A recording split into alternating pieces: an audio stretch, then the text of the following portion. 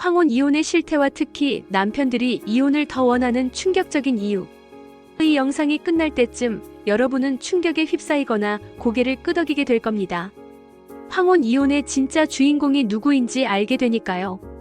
통계청 자료에 따르면 최근 5년간 60대 이상 황혼 이혼이 35% 급증했습니다.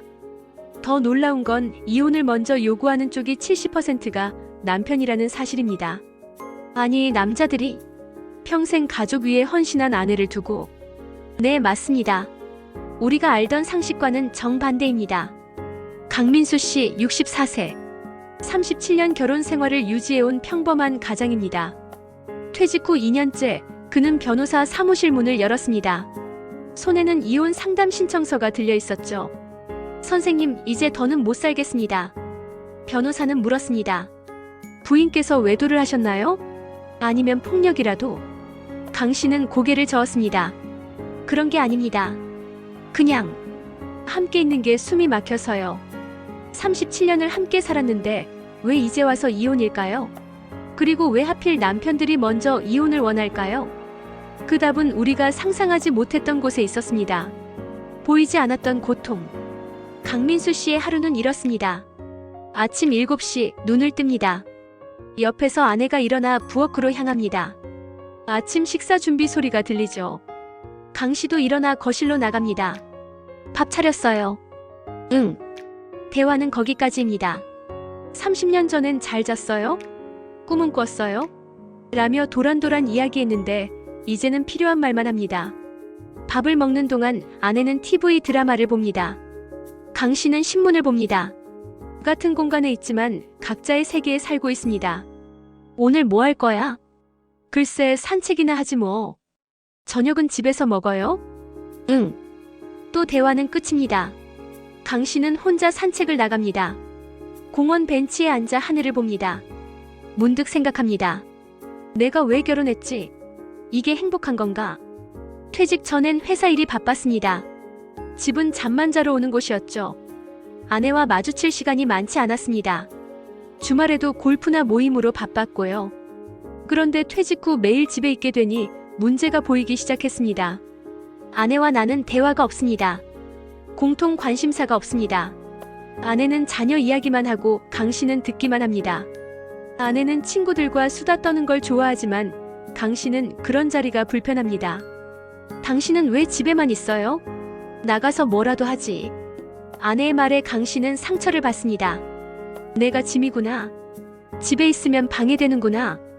저녁에 TV를 보려고 하면 아내가 채널을 바꿉니다. 이건 내가 보는 프로그램이에요. 강 씨는 방으로 들어갑니다. 혼자 휴대폰만 봅니다. 이런 날들이 반복되자 강 씨는 깨달았습니다. 우리는 가족이었지만 부부는 아니었구나. 37년간 아내는 자녀의 엄마였고 강 씨는 돈 버는 아빠였습니다. 남편과 아내로서 서로를 사랑하고 이해한 적이 없었습니다. 자녀를 키우는 동안은 그게 문제되지 않았죠. 하지만 자녀가 떠나고 둘만 남자, 텅 빈 관계가 드러난 겁니다. 참을 수 없는 외로움. 더 견디기 힘든 건 정서적 외로움이었습니다. 강 씨에게도 고민이 있습니다.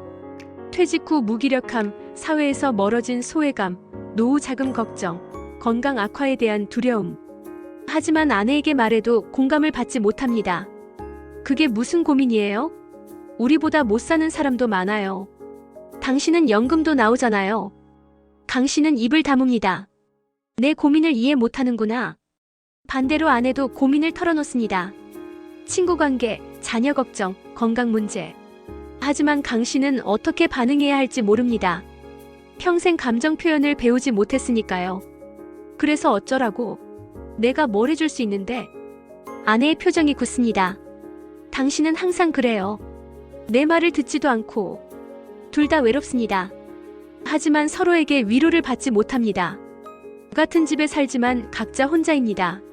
그러던 어느 날 강 씨는 고등학교 동창회에 나갔습니다. 그곳에서 이혼한 친구를 만났죠. 야, 너 혼자 사니까 어때? 친구가 웃으며 대답했습니다. 솔직히 시원해. 눈치 안 보고 하고 싶은 거 하고 스트레스도 없어. 외로울 줄 알았는데 결혼 생활이 더 외로웠더라고. 그 말이 강 씨의 가슴을 쳤습니다. 그래, 나도 이미 외롭다. 결혼했지만 외롭다.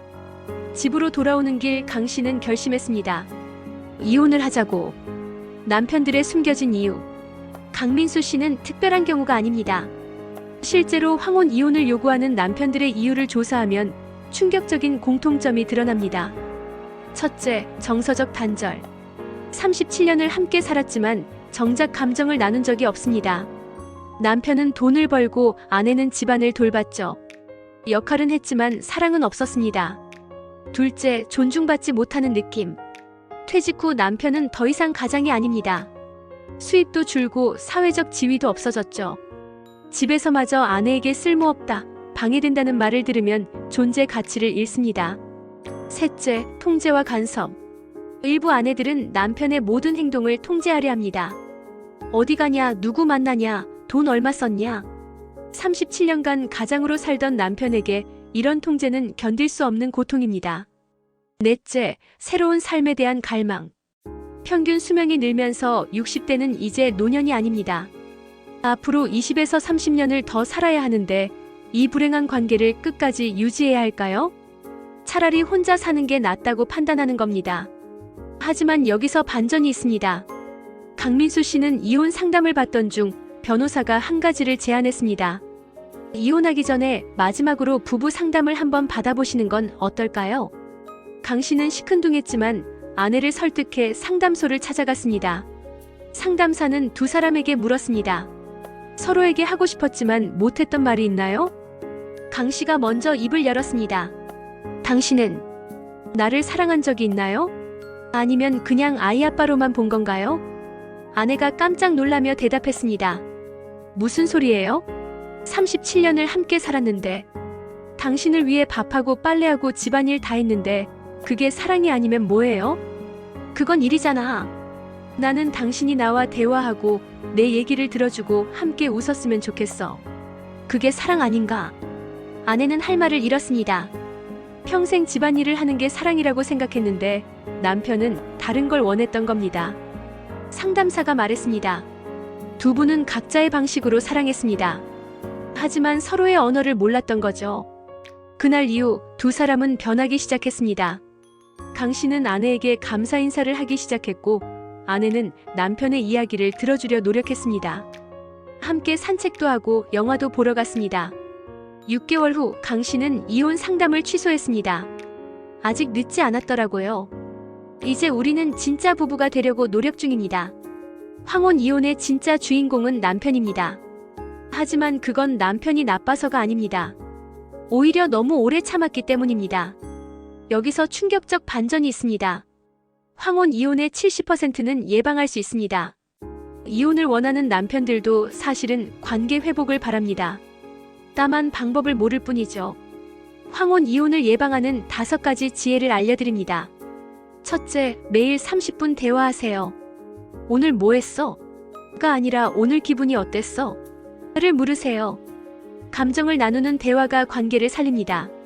둘째, 공통 취미를 만드세요. 등산, 여행, 요리, 뭐든 좋습니다. 함께 즐길 수 있는 걸 찾으세요. 자녀 이야기만 하지 마세요. 셋째, 존중하세요. 남편은 더 이상 돈을 못 벌어도 존중받아야 합니다. 아내는 집안일만 해도 인정받아야 합니다. 서로를 인간으로 존중하세요. 넷째, 독립적 공간을 허용하세요. 24시간 붙어 있을 필요 없습니다. 각자의 시간, 각자의 친구 관계를 존중하세요. 그래야 함께 있을 때 더 반갑습니다. 다섯째, 부부 상담을 두려워하지 마세요. 문제가 생기면 전문가의 도움을 받으세요. 이혼 변호사 찾기 전에 부부 상담사를 먼저 찾으세요. 진짜 충격적 진실은 이겁니다. 이혼을 원하는 남편들도 사실은 사랑받고 싶었을 뿐입니다. 37년을 함께 산 관계를 쉽게 버릴 사람은 없습니다. 다만 너무 지쳤고 방법을 몰랐던 겁니다. 지금부터라도 늦지 않았습니다. 배우자에게 말을 걸어보세요. 우리 대화 좀 할까? 그 한마디가 37년 결혼을 살릴 수 있습니다. 황혼 이혼은 선택이 아니라 마지막 수단이어야 합니다.